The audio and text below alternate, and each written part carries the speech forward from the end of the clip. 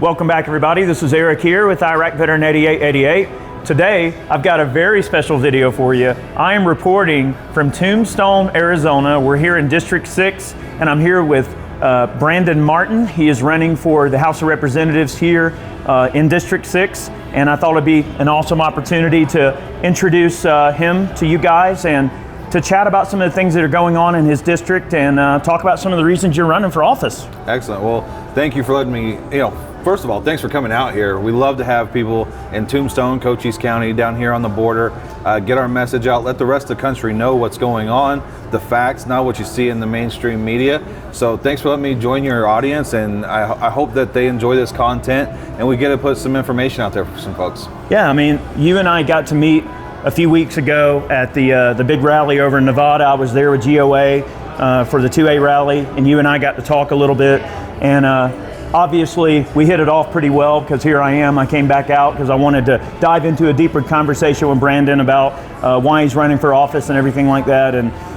we need more principled people in office. There's some very scary things going on right now. I mean, I know we've talked on and off about it here over these last few weeks, but I know your background and my background are pretty similar. We both served in the military around the same amount of time, and we were both deployed around the same same time. So you were in Afghanistan 05? I was right? 05, 06, OEF 4 in Afghanistan, yeah. There you go. Yeah, FOB Salerno, Coast Province. Yeah, that's so I was an Army interrogator.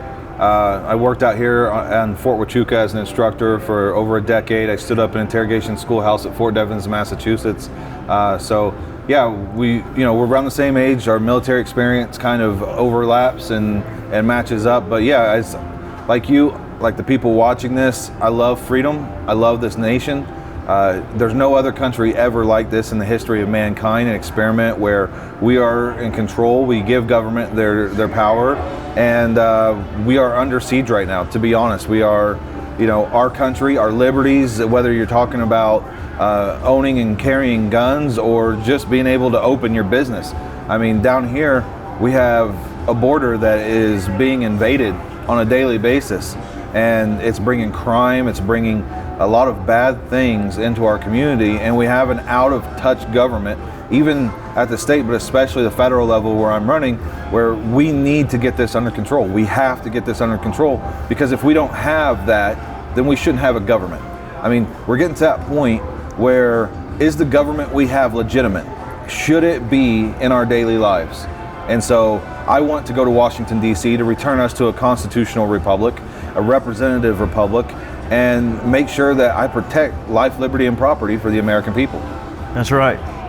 Sending the interrogator in, right? Yeah, I mean that's something you can run on that. Yeah. You want someone on the oversight committee who's an interrogator. Yeah, someone who knows how to ask questions, who's done over 100 interrogations of enemy combatants.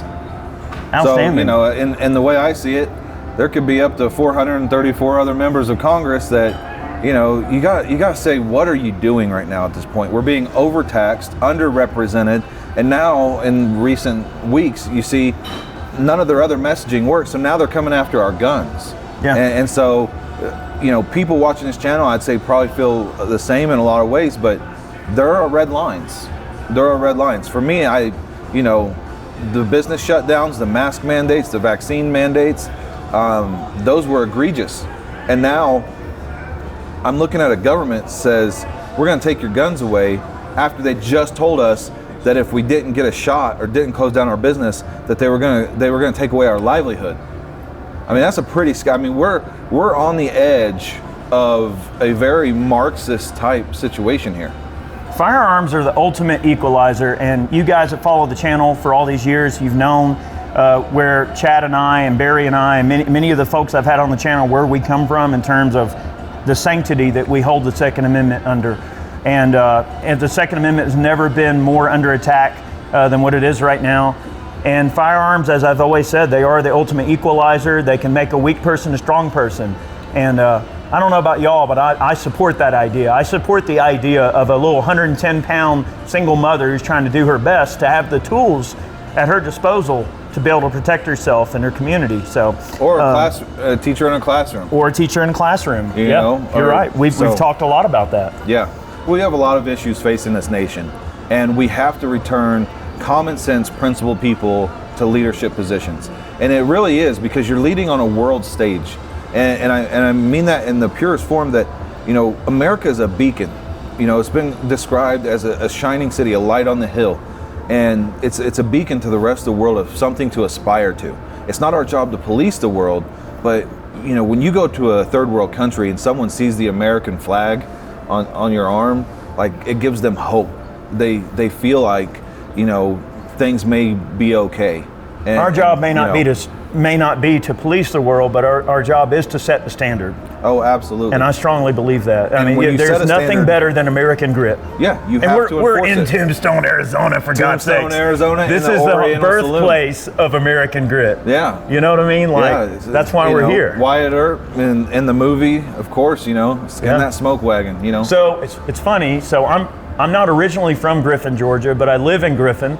Okay, and Doc Holliday's from Griffin, and there's pictures of him all over the saloon, and it's so cool to see Doc Holliday's stomping grounds here. You know, and he was quite the individual. He was an amateur dentist. A lot of people don't know that. Unlicensed dentist, I think.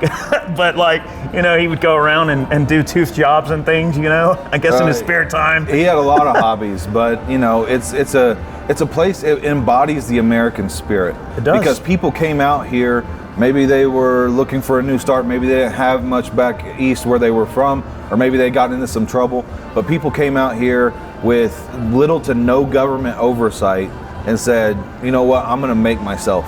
From the ground up, I'm gonna pull myself up, put on my boots, I'm gonna go work hard, and I'm gonna make the best life I can. And that's something, that is Americana. That is the spirit of the Wild West. You know, and those American values are faltering by the wayside. They really are. I mean, the society that we see before us is only a shadow of that honor and that integrity and that spirit, the entrepreneurial spirit, you know, that exists in that. Well, I mean, we're falling by the wayside. We on that. have two classes of citizens in this country. We have the elite, the established, and the wealthy, and then we have the middle and lower class. And, you know, when you're the son of a president, or at the time a vice president, I mean, you apparently can lie on federal firearms forms. You can do whatever you want. You can pay to play. You can grant access to your father, to Chinese businessmen, and all these different types of things. But, you know, if you and I did that, we'd be in jail. They'd shut down our business. They'd throw us in jail. But, you know, if you're Hunter Biden, apparently the law doesn't apply to you because your father's been in government for 47 years. Yeah, I think the paradigm that we exist within right now, and something that, let's just say, the elites maybe not quite understand the gravity of this situation, is that I think your average person at large, just going about their day, doing their everyday thing, paying their taxes, living their life, has so much disdain and general hatred for that type of attitude, Right. that it has to show up in the polls. And that's why it's really important to vote in good people who are going to hold up your way of life. And look, it's also important that it's not an unknown thing that many Republicans, some of them can be turncoats, right? So it's important to hold people's feet to the fire. Democrat, Republican, doesn't matter. Whoever you vote for, it's important that those people uphold your way of life and uphold your views, and that they actually do good work for their constituents. And, you know, after talking with Brandon a good bit, he does take me as the kind of person who really cares about the Constitution. And really, when we want to get down to the nitty gritty, Yeah. it really is all about the Constitution. You know, does a candidate uphold the Constitution or do they not? Right? I mean, and that's really where the rubber meets the road, because the Constitution is the supreme law of the land. Like, it is the law that supersedes everything else. So if you know, laws aren't passed with the Constitution in mind, then they're not laws at all. They're just impolite suggestions. Article 1, Section 8, the enumerated powers, it lays out the job description and the authorities that I am going to have as a congressman. And I was just asked yesterday after my Freedom Convoy, I had a guy who donates to me who been a great supporter. He said, why don't you put something on your website where you'll ask people's opinion on a bill, and you know, you can get the majority opinion and vote that way. And I said, well, that's a great thing to just gauge the temperature. But I said, I will never vote against the Constitution. And Right. he got angry. He said, Right. so you're telling me you're not going to go do the will of the people? And I said, if it violates the U.S. Constitution, no, I will not. And I said, let me look at that. There's a lot of people right now out there calling for gun control. There's a lot of people that would love to see national background checks and a registry and all these different things, and even limited capacity on magazines, or whatever it is. There's a lot of people who hold those beliefs. I will never vote to infringe on your rights, period. I won't do it. And if that's the type of representative that people are looking for, well, maybe we're closer to that point of losing our republic forever than what we wanted to admit. But I don't believe that. I believe in America. There's always hope. There's always, that is the story of America. I agree. There's always a choice. Every man or woman always can make a choice. I always have a choice, and I can always make a principled choice no matter what the crowd does. Maybe it's interesting to talk about Chevron deference really quick. Without getting into some, long spiel about it, look at all of the things that the alphabet agencies are doing. I know that Chad and I have discussed it in Gun Gripes before, and I've done some article reads on the channel before, but I'd love to kind of, pick your brain about it a little bit and how you feel. The very word Republican means, it comes from the republic, constitutional republic, right? Yeah. So if our government is not being ran as a constitutional republic, that's a scary thing. And right now, we have representation. We elect our representatives, we send them to the halls of Congress, and then they vote yay or nay as to our whims and wishes and what we want as their constituents, right? That's the general idea. So when all of these rules just come down the pipeline that don't, they don't follow the checks and balances of what a constitutional republic is supposed to be ran under, that's a dangerous thing, because that's essentially taking the power away from the checks and balances of our government and placing it into the administrative hands of people who are only going, they're basically following a very step in line political narrative, and not the narrative that would be the Constitution, freedom, personal responsibility, individual choice. It bypasses those things and allows them to make these terrible rules that carry the weight of death or injury or those consequences. Well, that's scary. Every law in government ultimately is enforced at the end of the barrel of a gun. And when you look at this, you're absolutely right that Congress has abdicated its power to either the executive branch, the judicial branch, or to some level of bureaucracy. And this is an uncomfortable conversation for some people, but really it's an example of what we, the people, have done. We've abdicated our power over the government to the legislative body, and we just said, make whatever laws you want. And then we like to gripe about it, and we like to say, oh, well, that's not fair, and my representative doesn't listen to me. But look at it this way: most Americans just care about, can I watch the football game this weekend? Yeah, or bread and circus, right? Yeah, can I turn on the Kardashians or whatever it is? But the truth is in the gun community, especially responsible gun owners, and I know most of the people on your channel probably are, they probably own a safe, they've probably taken some sort of course on how to handle a gun, shoot a gun, or even, watch a YouTube video on the proper maintenance of the gun. Sure. But a big thing with responsible gun owners is knowing the laws of your community, knowing, what is going to be affected. Like if you're going to travel across state lines, right? Now, I believe that gun laws on their face are unconstitutional. And we have to start talking about things like jury nullification. We need to start talking about things like unconstitutional laws. And really, that can't happen until the people know the process. They have to know their position on the tree. They have to be able to keep their government in check. But if you don't know those things, how could you ever possibly keep your employees in DC in check? So we have to educate the American public, and that's a charge I give to the gun community. A lot of smart people out there, a lot of people know the laws, ins and outs of everything, so they don't get in trouble. But we have to expound on that. We have to take that to our neighbors, our family, our friends, and we've got to really take this country back and make it that constitutional republic. It's Civics 101, and many people don't completely understand the gravity of, what their civic duties are to the society around them. We're all members of society. If we're going to contribute to society, we, at the very minimum, at least need to be well versed in the mechanisms that we agree to run our society under, the civics of the situation. So, you know, I have hope for this country. I don't think that we're out of the woods yet. I mean, there's still a lot of things going on, but I've really enjoyed our time together, and I know it's not over. We're actually going to go down to the border today. Yeah, we're going to the border today. You know, you hear things in the news, you hear things on Fox News, but you don't hear the truth. You don't hear that drug cartels are recruiting American teenagers using social media apps to smuggle illegal aliens across. Right here in my county, I live about 12 miles north of the border, and every single day, multiple times a day, we're having high-speed pursuits going through our county. You talk about human trafficking, drug trafficking.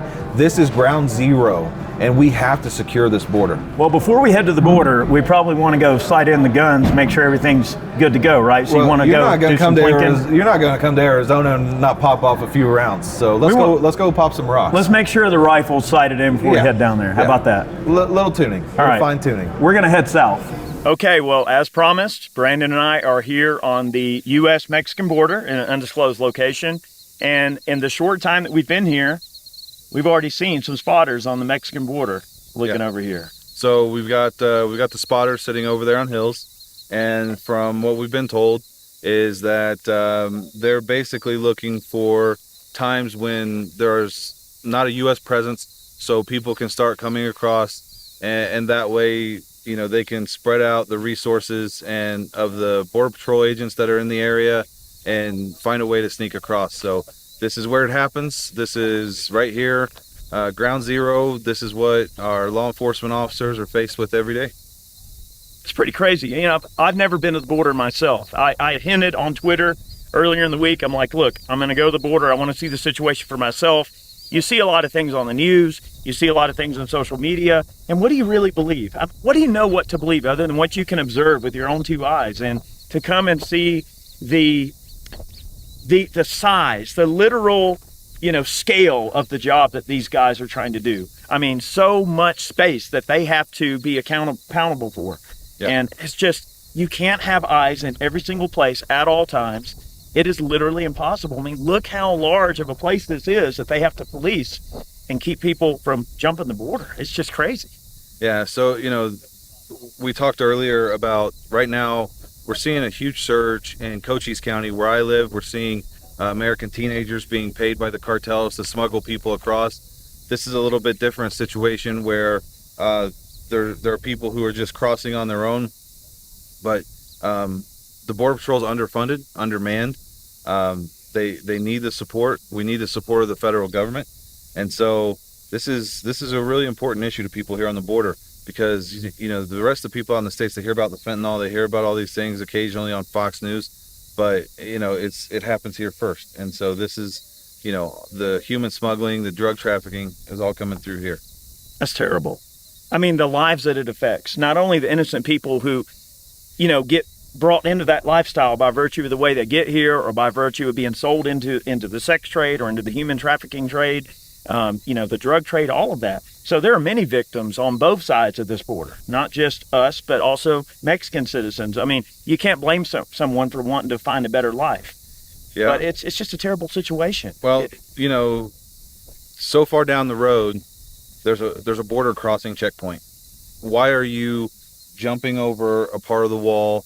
Why are you coming across? If you're here on the up and up, why don't you go through the regular process? I mean, if you're really here to escape for political asylum, why are you coming down here and doing this in an illegal fashion? So we have a lot of bad people that are trying to come into this country for bad reasons. And it's the job of the Congress to protect this country. And they need to start doing that and make sure that the executive branch is doing their job. I think it's important to show the reality of what's going on in the situation, too. I mean, we just got here. We haven't been here very long, but the day is young. I mean, there's no telling what we might see throughout our day today. Yeah, we're going to keep our eyes peeled, and we'll report anything that we see. We just want to show the reality of the situation, and I really appreciate you bringing me down. Now, we brought a friend of yours along with us that I would love to have him on for a minute if you don't mind. Yeah, absolutely. I'll go ahead. All right.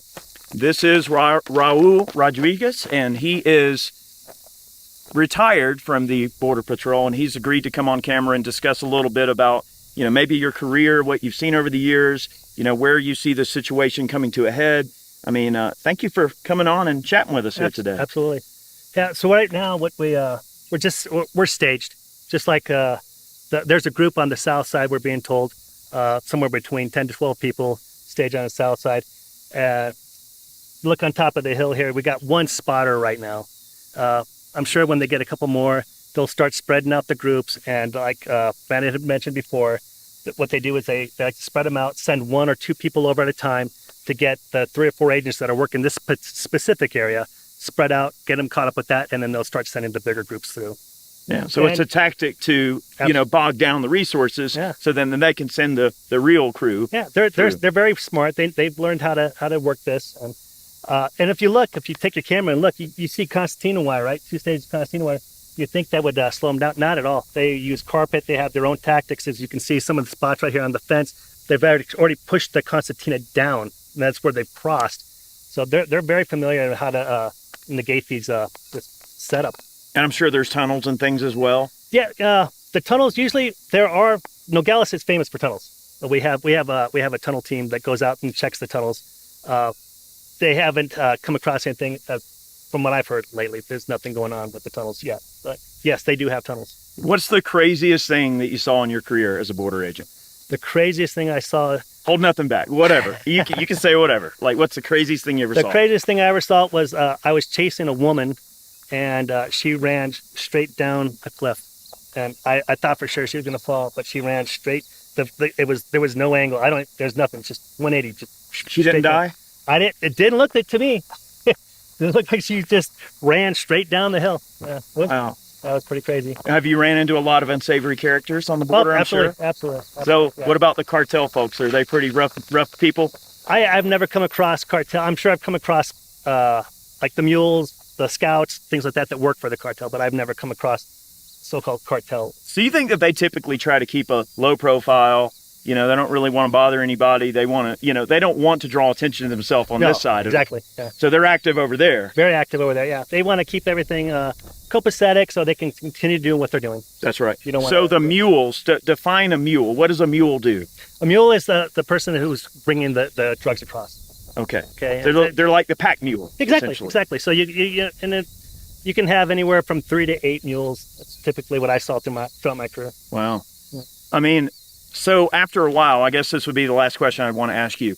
Do you become maybe sympathetic to the people that are trying to come over here? Or after a while, do you kind of realize, wow, the more and more of these people I meet, the more I realize maybe some of them are kind of dirtbags and they're bad people? I'd say the later. So, yeah, definitely. And because I've also had the opportunity, being in the Border Patrol, I've met people that have naturalized and have went through the process, and I've heard their stories and they're upset. They did it the right way. That's right. And now you're allowing, people to cross illegally, to jump in the front of the line ahead of them. What incentive is there to do it the right way if you allow that to occur? That's right. So yeah. I really appreciate you having the courage to come on my channel and talk about this, because I know that, by virtue of a lot of folks are still serving, so obviously they can't talk to people like me. Exactly. But I really appreciate you taking the time to have a chat with me about this, because it's important to our country. It's important to me. I care about this country. I can tell you greatly care about this country. I mean, what do you think the solutions are? What do we need to do moving forward to fix this issue? Tell Congress, what do we need to do? Fix it. Bring back, you can remain in Mexico for asylum. There's no reason. They need to be, asylum is a process by which you request asylum in the first country you come to. You don't get to country shop. I understand you want to come to the United States, but that's not how you do it. There's a process by which you come to this country. We need to stop with the catch and release, okay? You don't get to come here, get an NTA. Basically, the Border Patrol has now become the Uber for illegal immigrants, right? They get to come here, they get their paperwork, and then they get to travel throughout the country wherever they want. That's not how this is supposed to work. We need to deport them as soon as they come across. We reprocess them. We do whatever we're going to do. NTAs is not the answer. What we need to do is expedited removals is the process by which we need to be going back to. And that is, we catch them, we do an ER on them, we send them right back. There's no, and that's the true, those numbers, I understand they have they're worried about recidivism, okay? And this is how crazy it is in Congress, okay? This is how crazy it is. Congress says there's not a lot of recidivism occurring with NTAs, notice to appears. Well, no kidding. There's not a lot of recidivism occurring with NTAs because they're already here. They're not going to be sent back and get caught again. Okay, that's why there's more recidivism rates with an ER, because we catch them, we deport them, and then they come back and try to do it again, as opposed to an NTA. So enough with the NTAs. Deport them. Continue to deport them. And if it gets to the point where we have to put them in. We have to lock them up for a little while. They got to get locked up. They're accountable. They have to be held accountable just like anybody else. I have no problem locking up Americans. If someone was trying to escape here for asylum purposes, and let's say we deported them, sent them back, do you think that the authorities or the cartels in Mexico would retaliate and do harm to those people when they return for wanting to leave? For legitimate asylum purposes. I don't think so. I mean, I haven't seen that. I don't know what the majority of people that come across when I was working, that were coming across and claiming political asylum was only because they didn't have any work. Yeah, that's not a legitimate reason. That's not a legitimate reason to claim political asylum. And that was it would have to be like, hey, the cartel threatened to murder my family. Here's a letter, something like that they could say. I personally never came across. I'm not saying it never happened. Yeah, I'm sure it has, but I personally never came across that. Wow. Well, I really appreciate your time here today, and thank you for showing us around a bit. And look, there's still a lot going on today. We're going to look around some more. We've been finding these spotters. I mean, there's a strong chance today we're going to see some people running around. Yeah. So we're going to keep our eyes peeled. Okay. And thank you so much, Raul. Absolutely. Thank you. All right. Let's move on. All right. Well, we've taken up residence here at the U.S.-Mexico border. As you can see, the cows are happy behind us. This border, I wouldn't really call it much of a border. This cow just got through, and if it's not stopping the cows, I don't know. What do you think, Brandon? Probably wouldn't stop people, would it? Well, no, that cow, I imagine he got over that pretty easy. So, yeah, this isn't what I call secure at all. No, it's not. So we've been kind of running around for the last 4 hours or so. You know, we got footage of a spotter. You know, we saw a few people staged up here and there that looked like they were going across. This is a very volatile area in terms of just the amount of manpower it ties up to secure the border.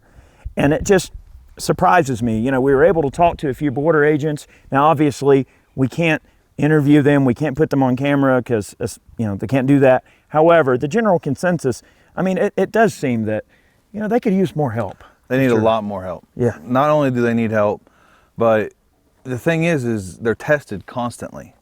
The cartels, the scouts, the spotters, they're always consistently testing the Border Patrol agents to make sure that they can divert attention to sneak through bigger groups or drugs or whatever illicit activities they have going on. So, yeah, we need more Border Patrol, but I've put forward a plan in my campaign that we send an infantry battalion to Fort Huachuca, Arizona, and we build outposts all along the border, and we have military members patrolling the Roosevelt easement, so that way you don't have to deal with posse comitatus.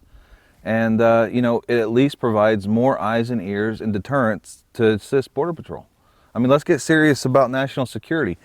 Congress is willing to send $48 billion worth of aid to the Ukraine, but our Border Patrol agents are made to run up and down these hills. Like, I mean, it's so much of a sham. I mean, you got these guys and gals out here working their asses off. And, you know, the Democrats are more than happy to go do a photo op in the Ukraine, but they can't come down here to the border and see what these men and women have to deal with. Oh, it's crazy, Brandon, is, you know, up there where the crossing is, you've got all the concertina wire. You know, it looks like, wow, nobody's getting through this, right? Nobody. But it's like, that's the photo op area. That's where people go when they want to show how secure the border is. They don't come here. And these hills that we went up and down, I mean, they're gnarly. Like some of these areas, these paths, like there's a lot going on. And, you know, this is crazy to look at it in its totality. And this is just only what we can see with our own two eyes right here before us. This is miles and miles and miles of border, and it's impossible to police this.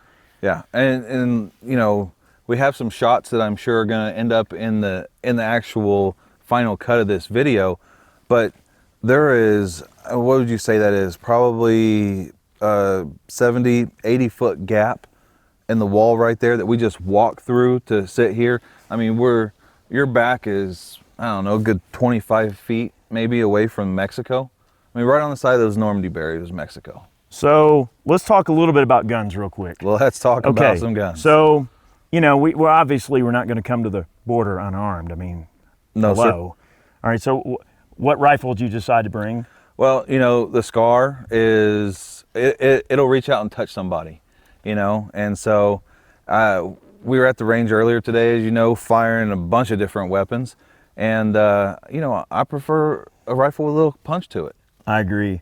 I love the SCAR. I think it's a fantastic gun. Fantastic weapon system. You got the right color too, the blend in. Yeah, you know? I mean, that, you know, works really well out here in the high desert. Yeah. But yeah, I don't discriminate against my guns. Brown guns, black guns, green guns. That's right. Yeah, I'll fire all of them. Yeah. You know, coming into this situation, when I knew we were going to come down and tour the border, I had like this apprehension about it. Like there's always like an expectation of what you think you're going to see, what the news tells you, you know, and versus the reality of the situation. You know, your guy Jay hooked us up big time. Like, you know, yeah. I didn't travel with guns here, but you know, these guys definitely had us covered on the protection. You know, it's just this environment is so peaceful. Like we're sitting out here right now. If it were just perfectly quiet, I mean, you hear nothing. You've just got this beauty of this natural landscape out here. I mean, it's a volatile place though. I mean, like when these people cross this border, they've got to go through all this miles of rough terrain and, you know, they risk life and limb to come to this country. And you have to at least respect someone that's willing to risk their life to come here. However, as we've said before, there's a proper way to do it. There's a vetting process and everything, but it's a humanitarian crisis as much as it is anything else. It is a crisis, but like we said earlier, and I don't want to let those on the left off the hook. There are some bad people coming across this border. Oh, 100%. And, you know, so I talk to the ranchers in my district, and they say, you know, we used to cross the border back and forth. We'd do commerce. You know, one person from this family would marry a person on the other side of the border, and, you know, everyone ate together, and it was a friendly time. The people coming across now in camo with backpacks full of drugs and all kinds of different things, you know, they're coming over here. They're not good people. Yeah, they're not victims. And I don't want to let the Biden administration off the hook because, you know, it's killing American citizens. It's literally killing people in Cochise County, my constituents, and people throughout the country.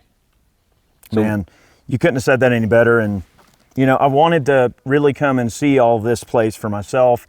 And I wanted to introduce Brandon to my viewers. I mean, you guys might have heard of Brandon and what he's trying to do before. He has ran before, but, you know, I think he's definitely the guy for District 6. I mean, in the time I've spent here, and I haven't had a ridiculous amount of time here, but I'm not saying it's an endorsement. Everybody's going to vote however they want to vote, but I think it's important to put principled people in office at any chance you can. And, you know, the invitation is always open. You know, anyone who's running for office on the platform of firearms, freedom, liberty, you know, anyone that is similar mindset as we are about our country and about the issues we have with the way things are being ran, I'm more than happy to come out and have a chat with you. So don't think that it's favoritism. But meeting Brandon out in Nevada when we were out there for the 2A rally with GOA, I really wanted to come out here and let him show me his district and this area. And you know, this has been a great day, and I really appreciate the opportunity to come out here and check your place out. Hey, thank you for joining us. And, you know, to end this on the topic of guns and the border, you know, you said Jay came out and hooked us up with weapons, and, you know, we brought ours and everything. But think about it. When the federal government isn't willing to secure the border, and, you know, we have an all-time record for murders in Tucson, Arizona. We got, you know, defund the police movements and everything else going. You need a gun in case you have to defend your life. I mean, police are sometimes hours away, but especially out here. This is what keeps you alive. And, you know, no one's going to care more about your life than you do. And so Joe Biden and all the gun grabbing Democrats can, you know, take a good look, because there is a red line. And I'm telling you, the people of my district, whenever they send people door to door, I will be standing shoulder to shoulder, locked and ready to go. I mean, there is a red line, and, you know, I hope they never get close to crossing it. scary times we're living in for sure.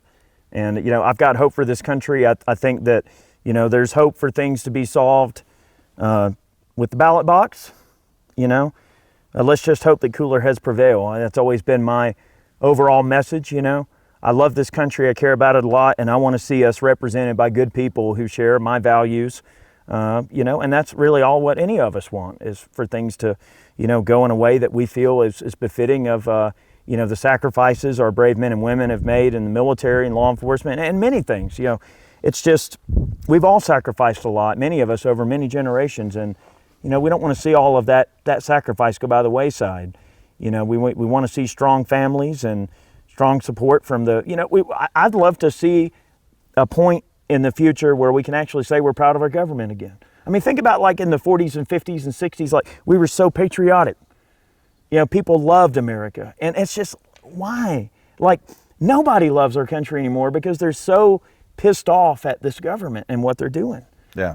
I mean, that's terrible. That's not a positive thing. Like, that's not a good vibe to have, Well, we're seeing right now, I think, with the rise of the cost of goods, inflation, gas, people have a choice. I mean, I guess it takes hard times for people to really look into the issues, but we have to take this country back. So thank you for coming out here. I appreciate it.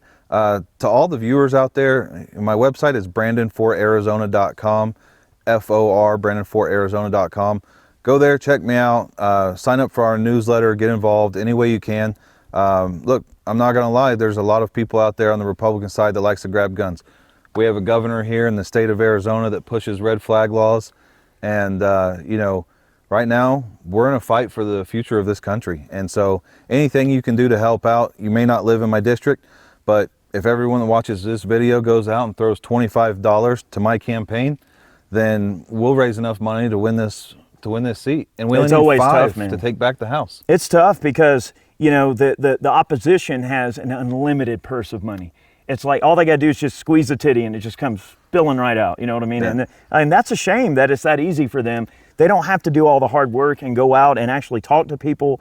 And I feel like that is one thing that the Republican side has that I feel like in many places the Democrat side doesn't have quite as much of, is that the Republicans do have to work really hard to get elected because they've got to get out there and actually raise the funding, knock on doors, talk to people, and really understand the needs of their constituents. You were saying earlier that a lot of the Republican donors sometimes can be a little hard-nosed sometimes. Republicans work hard for their money, and I get it, but Act Blue is a Democrat fundraising machine. Yeah. And you have people come through and, it's such an easy way to get around all the laws that are put in place, but the 501c3s that support the Democrats and the Act Blue fundraising machine, Emily's List. Look, it's time. Republicans, I get it. Let's get out there and win. Let's take back the 5 seats, but it's got to be a change. We got to get rid of the government. Let's abolish the ATF. Let's abolish the Department of Education. Let's abolish the 16th and 17th Amendments. Let's return to a constitutional republic. I mean, I'm getting fired up here. I want to go to the range again. I mean, I want to pop off some rounds. It's feeling like freedom out here. It is. It's feeling more free this close to the border. But hey, really cool stuff. But I really appreciate the opportunity to come out here and hang out with you. It means a lot to me. Thank you. I appreciate it. We got more on the way. I really appreciate everybody's support.